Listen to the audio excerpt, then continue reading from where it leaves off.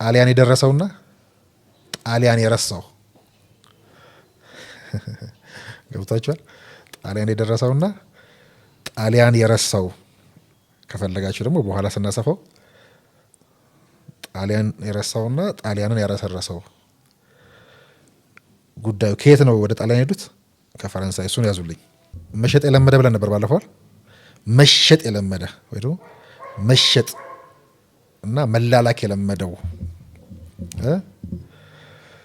ስታሊን ቀይ ባህር ነው።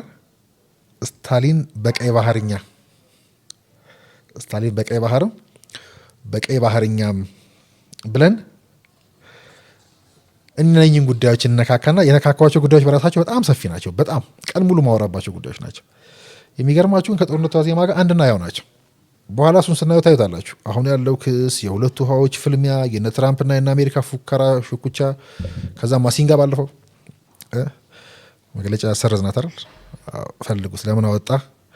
የዚህኛው የጦርነቱ ዋዜማ ጋር እንዴት ይገናኛል? መጽሐፉን ስንገልጥ እናየዋለን። ጋዜጠኞች ስለሆናችሁ ይሄ እንዳልነው እንደ ሙድካስት እንደ ሞድካስት እንደ ሞዲያ እንድንማማርበትም ማለት የሆነ ነገር ሲገጥመን አንድ ጉዳይ ላይ ምንድን የእኛ ሚዲያ እንዴት ነው የሚዘግበው እንዴት ነው የሚያየው የሚለውንም እንድናይበት ነውና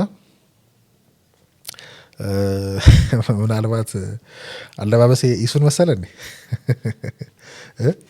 ኢሱ ያገኘሁት ጊዜ እቺ ልብስ ለብሶ ነበር የነበረውና የምታውቁት በዚህ ልብስ ነው እናንተም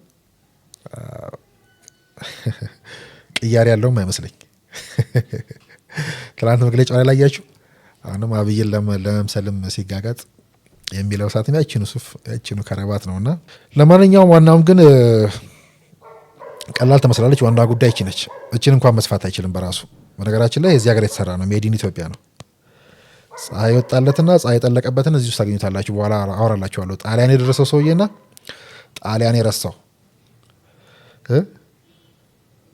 እንጂ ይሄን የሚሰፉትንም እንኳን ሀገር አሳጥቷቸው የተሰራው ቡልጋሪያ ማዞሪያ ያለው ካይድ ጋይዱና ሰሩ ኢትዮጵያ መስፋት ጀመረ። ጨርቁም የኢትዮጵያ ነው፣ ስፌቱም የኢትዮጵያ ነው።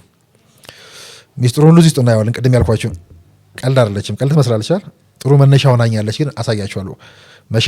መሸጥ መላላክ የለመደ ያልነው ፀሐይ የወጣለትና ፀሐይ የጠለቀበት ጣሊያን የረሳውና ጣሊያን የደረሰው እዚህ ውስጥ ሁሉ ይሄን ጨዋታ እናየዋለን። ተራ ይመስላል። ለማንኛውም ግን ጎበዝ ሰዎቹ የኢሳያስ ወይ ደግሞ ኤርትራውያን ጎበዝ ኤርትራውያኖችም ሲንጀር እንኳን ሰርተው ማይኖሩባት ሀገር ሆና ተሰደው እዚህ ሹፎን እየሰፉ ነው የሚኖሩታል። ሴቶች ታውቃላችኋል፣ እዚህ ጎበዝ ሰፊ ናቸው።